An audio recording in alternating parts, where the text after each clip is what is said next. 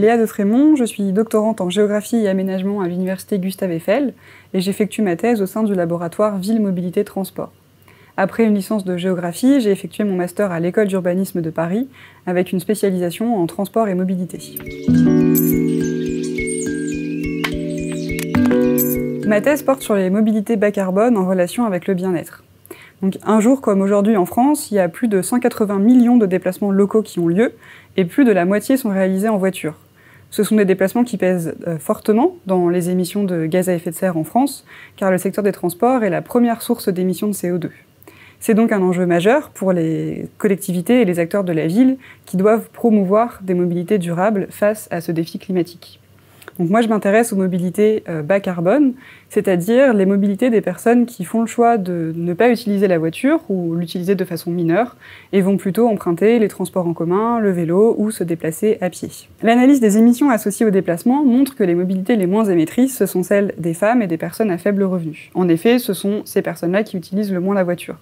C'est un constat qui montre qu'il faut à la fois prendre en compte les enjeux écologiques mais aussi sociaux dans le cadre d'une transition des mobilités. Car une mobilité qui reproduit des rapports de genre ou des contraintes financières ne peut pas être pleinement durable. C'est pour cela que moi, l'objectif de ma thèse, c'est à la fois de mieux comprendre la mobilité bas carbone, mais aussi de comprendre quels sont les déterminants qui favorisent une mobilité bas carbone, source de bien-être. Dans mon analyse, j'intègre donc la mobilité quotidienne, mais également les déplacements occasionnels et notamment les départs en vacances. Quand une personne choisit d'utiliser non pas sa voiture, mais les transports en commun, par exemple, on peut se poser plusieurs questions.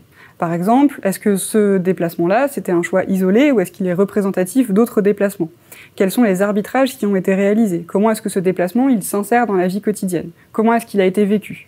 Pour répondre à ces questions, je mène des entretiens semi-directifs dans la région Île-de-France et dans la métropole nantaise. Dans un second temps, j'effectuerai des entretiens complémentaires à Bristol, au Royaume-Uni.